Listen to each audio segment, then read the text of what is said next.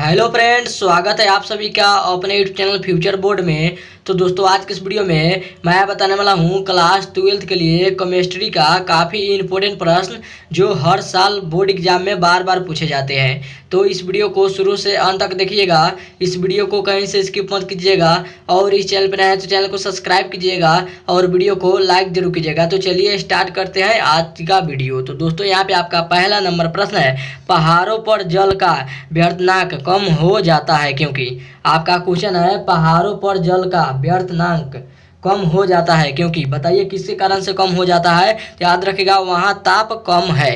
क्या इसका आंसर होगा? तो वहाँ ताप कम है इसलिए व्यर्थनाक कम हो जाता है। इसका आंसर क्या होगा? तो वहाँ ताप कम है। आगे बढ़ते हैं अगले प्रश्न को। तो दोस्तों, यहाँ पे आपका अगला नंबर प्रश्न है, निम्नलिखित में कौन रंगीन होता है। बताइए कमेंट करके, निम्नलिखित में कौन रंगीन होता है। तो याद रखिएगा, NO2 रंगीन होता है। क्या होता है? तो NO2 रंगीन होता है। आगे बढ़ते हैं अगले प्रश्न की ओर। तो दोस्तों, यहाँ पे आपका अगला नंबर प्रश्न है, पीतवा लोहा में कार्बन परमाणु की प्रतिशत मात्रा पाई जाती है। तो बताइए क्या पाई जाती है। तो याद रखिएगा, 0.2 पाई जाती है। 0.2 पाई जाती है। 0 मतलब 2% होते हैं जीरो लगाकर। आगे बढ़ते हैं अगले प्रश्न के, यही क्वेश्चन वही है, पीतवा लोहा में कार्बन की परमाणु प्रतिशत पाई जाती है। तो इसका सी ऑप्शन राइट आंसर होगा। आगे बढ़ते हैं अगला प्रश्न को। तो दोस्तों, यहाँ पे आपका अगला नंबर प्रश्न है, किसी शून्य कोटि की अभिक्रिया की दर क्या होती है। आपके क्वेश्चन है, किसी शून्य कोटि की अभिक्रिया की दर क्या होती है। तो बताइए कमेंट करके क्या होती है। तो याद रखिएगा, निक्षेपित होती है। क्या होती है? तो निक्षेपित होती है। यहाँ पे आपका निक्षेपित, ये ऑप्शन राइट आंसर होगा। चलिए अगले प्रश्न को चलते हैं। तो दोस्तों, यहाँ पे आपका अगला नंबर प्रश्न है, फ्रेकल तथा शॉर्टकी दोष होती है। आपका क्वेश्चन है, फ्रेकल तथा शॉर्टकी दोष होती है। बताइए कमेंट करके इसका आंसर क्या होगा।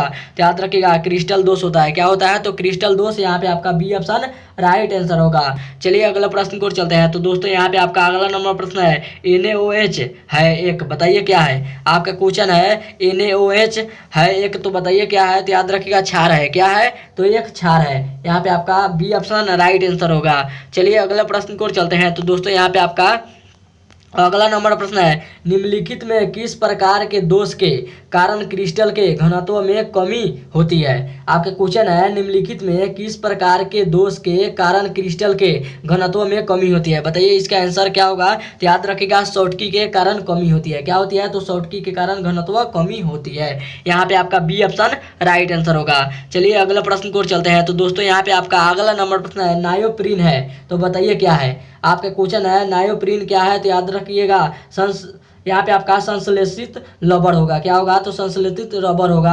यहाँ पे आपका संश्लेषित रबर, यहाँ पे आपका बी ऑप्शन राइट आंसर होगा। चलिए अगला प्रश्न की ओर चलते हैं। तो दोस्तों, यहाँ पे आपका अगला नंबर प्रश्न है, विटामिन बी का रासायनिक नाम है। तो बताइए क्या है। आपका क्वेश्चन है, विटामिन बी का रासायनिक नाम क्या है। तो याद रखिएगा, विटामिन है। क्या है? तो विटामिन यहाँ पे आपका थायमिन। यहाँ पे आपका डी ऑप्शन राइट आंसर होगा। क्या होगा? तो थायमिन, थायमिन नहीं, थियामिन है। यहाँ पे आपका thiamine, D option right answer होगा। विटामिन बी का कारण नाम क्या है। तो यहाँ पे आपका थियामिन होगा। यह शायद आंसर गलत लग रहा है, आप कमेंट कीजिएगा इसका आंसर क्या होगा। आगे बढ़ते हैं अगले प्रश्न को। तो दोस्तों, यहाँ पे आपका अगला नंबर प्रश्न है, बैकलाइट किस प्रकार के पॉलीमर है। आपका क्वेश्चन है, बैकलाइट किस प्रकार का पॉलीमर है। बताइए कमेंट करके इसका आंसर क्या होगा। तो याद रखिएगा, क्या है। तो संगणक पॉलीमर है। क्या है? तो संगणक पॉलीमर है। यहाँ पे आपका सी ऑप्शन राइट आंसर होगा। क्या होगा? तो संगणक पॉलीमर। यहाँ पे आपका सी ऑप्शन राइट आंसर होगा। चलिए अगले नंबर प्रश्न की ओर चलते हैं। तो दोस्तों, यहाँ पे आपका अगला नंबर प्रश्न है, XeF की प्रवृत्ति है। आपका क्वेश्चन है, XeF की आकृति है। बताइए कमेंट करके, आवृत्ति नहीं है, आकृति है। तो याद रखिएगा इसका आंसर क्या होगा। तो वर्ग समलती होगा। क्या होगा? तो वर्ग समतली होगा। यहाँ पे आपका बी ऑप्शन राइट आंसर होगा, वर्ग। आगे बढ़ते हैं अगला प्रश्न को। तो दोस्तों, यहाँ पे आपका अगला नंबर प्रश्न है, अनुसंख्या गुणधर्म होता है।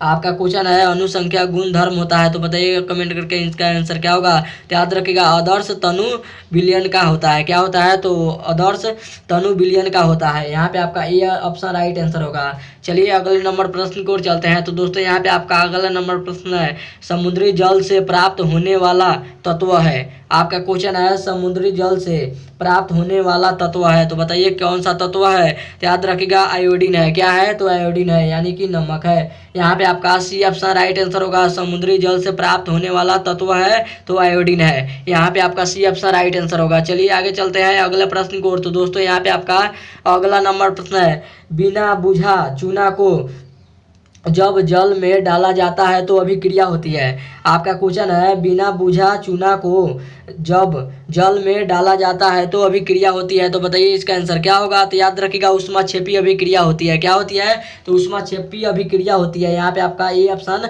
राइट आंसर होगा। चलिए अगले नंबर प्रश्न को चलते हैं। तो दोस्तों यहाँ पे आपका अगला नंबर प्रश्न है समान, आपका क्वेश्चन है समान प्रासरण दाब वाले विलयन कहलाते हैं। आपका क्वेश्चन है समान प्रासरण दाब वाले विलयन कहलाते हैं, तो बताइए कमेंट करके क्या कहलाते हैं।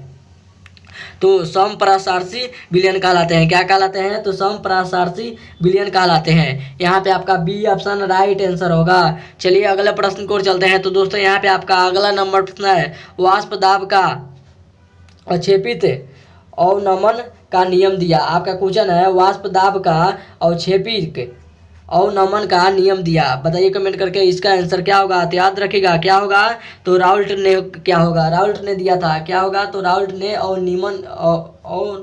अवनमन का नियम राउल्ट ने दिया था। किसने दिया था, तो अवनमन का नियम राउल्ट ने दिया था। यहाँ पे आपका सी ऑप्शन राइट आंसर होगा। आगे बढ़ते हैं अगले नंबर प्रश्न की ओर। तो दोस्तों यहाँ पे आपका अगला नंबर प्रश्न है निम्नलिखित में से, आपका क्वेश्चन है निम्नलिखित में से कौन अर्धपरागमय झिल्ली का कार्य करता है। आपका क्वेश्चन है निम्नलिखित में से कौन अर्धपरागमय झिल्ली का कार्य करता है। बताइए कमेंट करके कौन करता है। और तो याद रखिएगा कॉपर फेरोस समस्या लाइन करता है। कौन करता है, तो कॉपर फेरोस समान लाइन करता है। क्या करता है, तो लाइन करता है। यहाँ पे आपका डी ऑप्शन राइट आंसर होगा फेरोस सामान्य नाइट। यहाँ पे आपका आगे चलते हैं अगले प्रश्न को। तो दोस्तों यहाँ पे आपका अगला नंबर प्रश्न है निम्नलिखित में अनुसंख्या गुण धर्म है। आपके क्वेश्चन है निम्नलिखित में अनुसंख्या गुण धर्म है, तो बताइए कौन है। तो याद रखिएगा कौन है, तो प्रासरण दाब है। क्या है, तो प्रासरण दाब है। यहाँ पे आपका बी ऑप्शन राइट आंसर होगा। चलिए अगले प्रश्न को चलते हैं। तो दोस्तों यहाँ पे आपका अगला नंबर प्रश्न है NO2O में सोडियम की उस संयोजक संख्या है। आपका क्वेश्चन है Na2O सोडियम की उस संयोजक संख्या है। बताइए कमेंट करके क्या होगा इसका आंसर। तो याद रखिएगा क्या होगा, तो 4। यहाँ पे आपका बी ऑप्शन राइट आंसर होगा। और ये था आपका वीडियो का लास्ट क्वेश्चन। उम्मीद करते हैं वीडियो आप सभी को बहुत ही अच्छा लगा होगा। तो इस वीडियो में जाते जाते इस वीडियो को जरूर एक लाइक कर दीजिएगा और चैनल पर नए तो चैनल को सब्सक्राइब जरूर कीजिएगा। तब तक मिलते हैं अगले वीडियो में, तब तक bye bye, thank you for watching. मिलते हैं अगले वीडियो में।